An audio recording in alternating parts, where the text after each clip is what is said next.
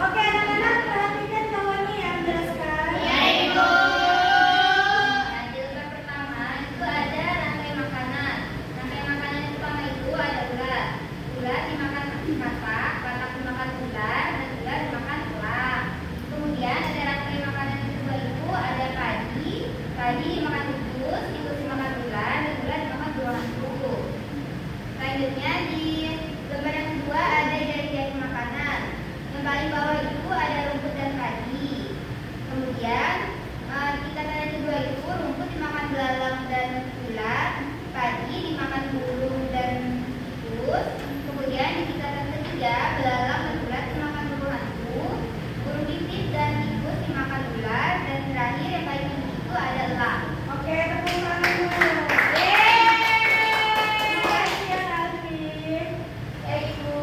Oke, jadi rantai makanan itu adalah hubungan makan dan dimakan antar makhluk hidup yang menyebabkan perpindahan energi dari produsen ke konsumen. Nah, produsen itu ada tadi padi dan rumput. Jadi produsen itu makhluk hidup yang dapat membuat makanannya sendiri. Nah, misalnya tumbuhan hijau dan ataupun di ekosistem laut ada fitoplankton.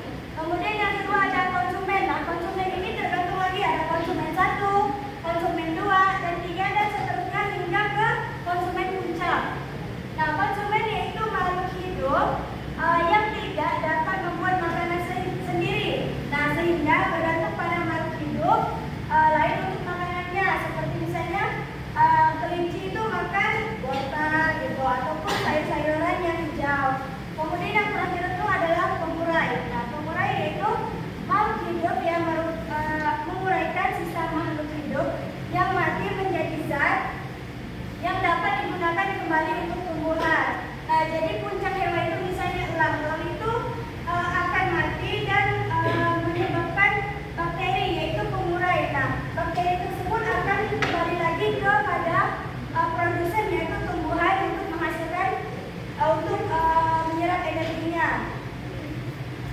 Nah, kemudian ada